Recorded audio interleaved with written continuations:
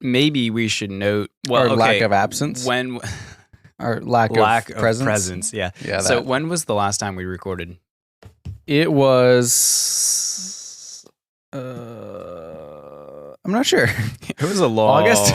It was a long time ago. It's Maybe been July. So it's been months, everybody, since we did a podcast. We should maybe give good reason for that. We've been busy with other things. So Slightly, yeah. Austin's YouTube channel is really doing stuff, and I've been traveling. So here we are. It's good. It's a good time, though. So back for another batch of recording. And this one is going to be interesting because we're starting today's podcast off about Victor Hugo. Well, welcome back to the podcast, everybody. This is the Mind Castle podcast where we talk about what we're doing and learning in life and share with you guys. So, Victor Hugo. Do you know anything about Victor Hugo? Hardly. Good. Honestly. So enlighten me, please. All right. This was my first introduction to Victor Hugo. This is from Atomic Habits, chapter 14. How to make good habits inevitable and bad habits impossible. In the summer of 1830, Victor Hugo was facing an impossible deadline. 12 months earlier, the French author had promised his publisher a new book, but instead of writing, he spent the year pursuing other projects, entertaining guests, and delaying his work. Frustrated, Hugo's publisher responded by setting the deadline less than 6 months away. The book had to be finished by February 1831. Hugo concocted a strange plan to beat his procrastination. He collected all of his clothes and asked an assistant to lock them away in a large chest. He was left with nothing to wear except a large shawl. Lacking any suitable clothing to go outdoors, he remained in his study and wrote furiously through the fall and the winter of 1830. The Hunchback of Notre Dame was published 2 weeks early on January 14th, 1831. So, yeah, just, based off first impressions there, what do you think of this guy?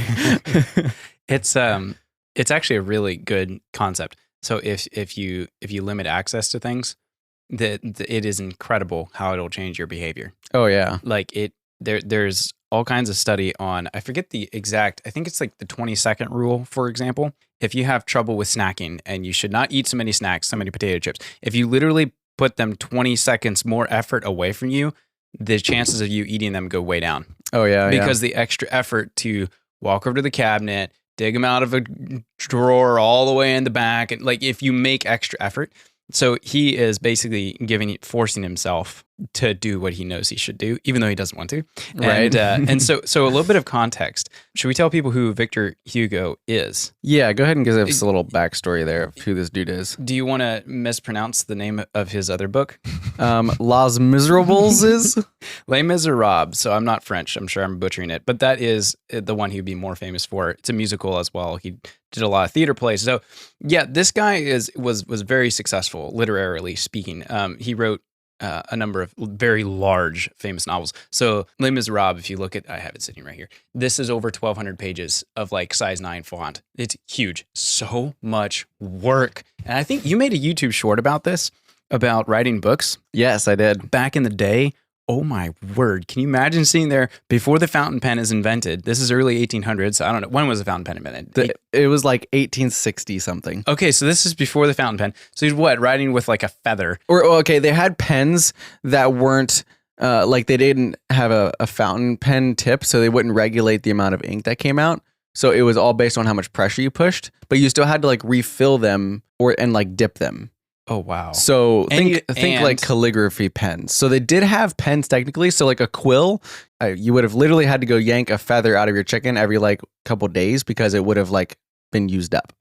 Oh, that's just that's such a. This is a little bit better than idea. that. So yeah. So I'm trying to figure out the word count for some of his books, and I'll look that up later. But essentially, like it's a lot of work back in the day to actually write a book. Plus, you would have to be careful about smearing the ink. So, anyways, the point being, it takes a lot of effort. Even now, it takes a lot of effort to write books. In comparison, much harder back then. So yeah, this fellow did a lot of things with his life. He wrote a lot of plays. He did a lot of poetry. He drew over 4,000 drawings in his career. He was into politics, like a very busy fellow. And I wonder at this point, he would have only been 28 at this point. But I wonder if he had done enough things that he realized he knew himself well enough that it was like, I just had to make myself do this because I know it's good for me. I don't know, but the amount of self-motivation to do to lock all the clothes up in a chest Yeah, I know. somewhere. That's like pretty savage, I gotta say.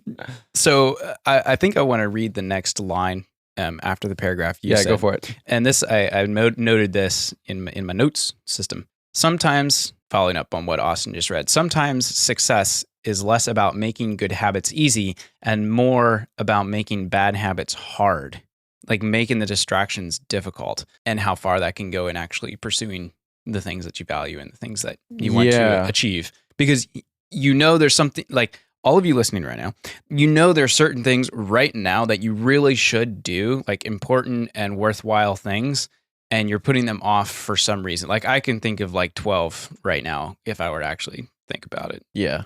And sometimes motivation is an elusive thing, and you have to just like set external parameters and say, I'm just going to make this thing work and make it happen. Yeah. And this is all coming from Atomic Habits, where he spent the first half of the book talking about how to make good habits, and now he's talking about how to remove bad habits. And this is the flip of the part of making good habits is make it easy, he says. And you've heard the 2-minute rule, right? Where, something takes less than 2 minutes, just do it right away. Well, that actually is kind of a misrepresentation of the 2-minute rule that he talks about in this book, which is if you are starting a new habit, you should be able to do the first part, like you should be able to do the habit in 2 minutes or less, or it's too difficult. Because like basically saying chunk it down so that it is accomplishable with 2 minutes. Like if you can't start your workout in less than 2 minutes, like then it's too hard. Basically, like break it down even more if you have to. And so now he's flipping it around and saying, make it difficult, make it hard to do. And so just to recap, so making the good habits ridiculously easy. Yeah, like laughably easy. And then making bad habits that you don't want or things you shouldn't be doing, make them really hard. Yes. I heard, what's his name? He writes the blog Barking Up the Right Tree, I think is the right name. And his last name is Barker. So it's awesome. He writes this really entertaining blog. Man, now I can't remember his name. Somebody Google it and put it in the notes. But he said, when you're trying to do a good habit, a good one is floss your teeth. I went to the dentist for a cleaning and they're like, hey, have you been flossing? I'm like, yeah, not really. They're like, okay, seriously, you got to change that. And this fellow, Mr. Barker, I can't remember his full name, said, okay, take something like flossing. Really good for you. You need to have that habit, but it's like nobody wants to do it. He said, just make it so easy. Floss one tooth. Like just say, I'm going to floss one tooth today. One tooth. Just one tooth. It'll take me 10 seconds. I'm going to floss one tooth. And he said, if you can do that, your brain was like, oh, well, okay, I can floss one tooth. And then when you floss one tooth, like, well, there's another one right there. And before you know it, you've flossed for the day. Exactly. And I'm like, oh, that is so good. Yeah, that's really literally like that. that's exactly what this is. He probably got it from this book. That's really cool. You continue down, and I'm going to try to find this guy. So first of all, The Hunchback of Notre Dame is 510 pages. So writing that in 6 months is pretty crazy. What we want to talk about now is what is this actually? What Victor Hugo used in making this difficult, and what it's called is a commitment device.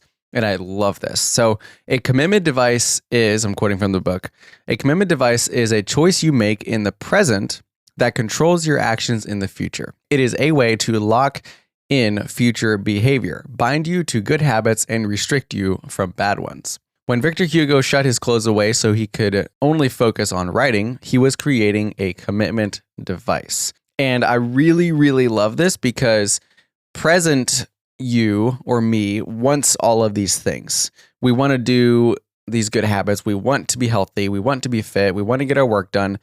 But future us is kind of slippery. Like it really, our future self really doesn't like doing these things. And so this is why I love this so much, because it's called time inconsistency. And what time inconsistency is it basically means that the future looks really appealing while it's in the future. Like your future actions look incredibly awesome until you get there. And then you realize, oh, this kind of sucks. And so this is a way of locking that in. Basically making a choice now that's going to control your actions in the future or make it really, really difficult. And so, yeah, like you said, move the potato chips so it takes 20 seconds to get away. So, for me, I deleted my social media apps from my homepage. So now in order to open them, I have to literally search for them. and find them. So it just adds one extra layer. It's making it a little bit harder to open it. Just stuff like that. I really like that idea of locking your future self into a behavior. It's pretty cool. That's really good. And I looked it up. So it's actually, the blog is called Barking Up the Wrong Tree, and it's by a guy named Eric Barker. So anyways, start with flossing one tooth. That just, break it down, make it simple. Very important. So we're looking at the book Atomic Habits here, which, by the way, it was so good. I read it twice last year. Yeah, same actually. It was the #1 best-selling nonfiction book in the world, I think, last year or something. And there's good reason for that. It is really worth your time. By James Clear. Go buy it. You won't regret it. The core of the book, just to backtrack a little and zoom out, the core point is this. To quote, "It's so easy to overestimate the importance of one defining moment and underestimate the value of making small improvements on a daily basis. You should be far more concerned with your current trajectory than with your current results. You get what you repeat." And he's basically just saying that's why habits matter.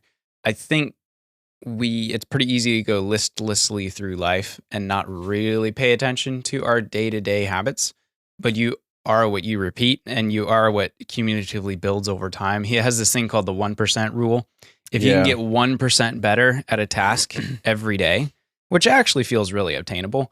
It does. Suddenly it's like, wow, you look back over 6 months and you are suddenly in 6 months, an expert, basically, because it compounds and builds on itself. Right. You're familiar with Matt D'Avella, the YouTuber? Not that I really watch him, but but he released something recently that really caught my attention. He has a training course now, like all big YouTubers do, I guess. Right. But the name, I saw it somewhere on the internet, and it's called the Slow Growth Academy, which I love. And he's majorly inspired by this book, saying, if we can train you how to get 1% better with, I think in this case, it's like building a YouTube channel, I think is what it is. Probably. And you can get to like 1% better every day and just like keep building, and eventually it'll compound. And 6 months, you'll turn around and look back and be like, whoa, how did I end up here? This is amazing. That's the power of habit. Hence the name of the book, Atomic Habits. Right. They build and develop and grow and morph, and they're so small, but like they're incredibly powerful. Hence atomic, very small, microscopic, but it has outsized impact on your life. Right. I don't know. You should just get the book and read it. Like there's oh man, like another key point is forget about goals and focus on systems instead.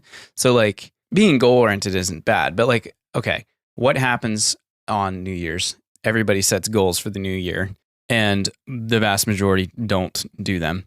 That's called setting a goal, but then they didn't set up a system to actually achieve that every day, like some kind of system to hold themselves accountable and actually like try to build that. I want to lose weight, but then you don't build a workout plan to actually do it. It's like, it's not going to happen. Yeah. Sheer willpower won't get you there. Yeah. Maybe it will. Most times it won't. Usually not. One thing I like, which I don't know, it's going to be hard to kind of give a brief recap of this book. Reagan talked about a few of the key points. This is one I actually made a YouTube short about because I loved it so much. He says that our habits define who we become, and we become our habits, basically. Like you become your habits. And basically saying identity, like if you can change from the inside out versus the outside in. So outside changing, that is the results. Like I want this to be better. I want to do better here. I want to do this. That changing from that way is a lot more surface level and a lot harder to sustain versus I want to become the kind of person that does such and such. So there it's starting from inside of you working out, starting with your character. And the word identity literally means repeated beingness in Latin, which is super cool. Oh, I did not catch that part. Okay. So so then one of the things he talks about here is at the very beginning of the book, but he says every habit is like a suggestion. Hey, maybe this is who I am. And every action you take is a vote for the type of person you wish to become, which I really, really like. Yeah, there again, it's like small habits, small decisions, floss one tooth. It's you're casting votes for yourself. And saying, this is the kind of person I am, and I'm going to become this kind of person.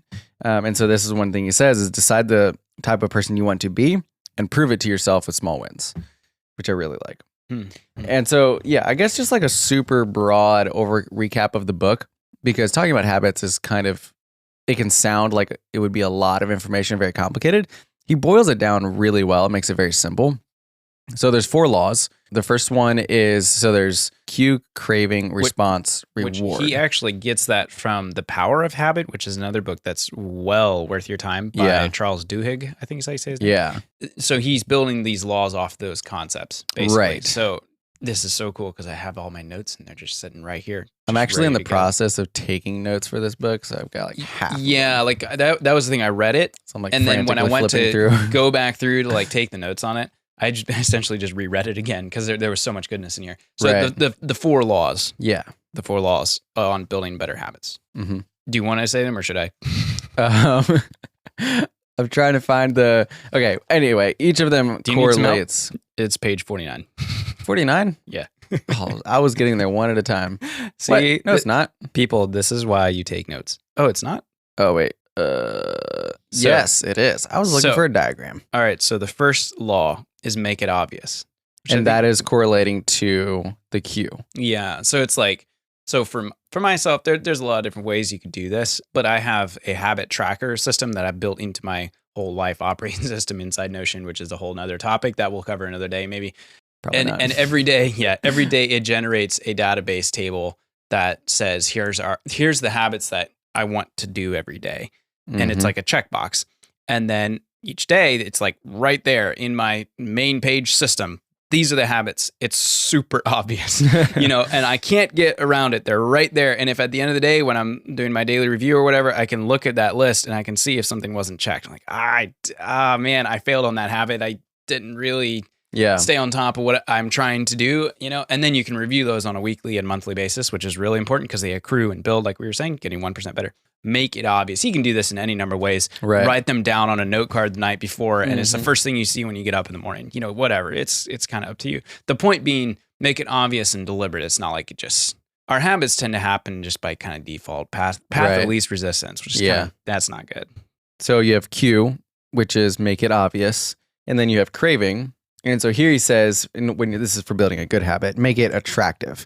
Make it something that you want to do that you will be rewarded for doing it. We'll move through these pretty quickly because we're running out of time. But the third step is response, which is make it easy. And he has each one of these laws has a portion in the book talking about how to do this. This is, the 2-minute rule, that sort of thing that I described earlier.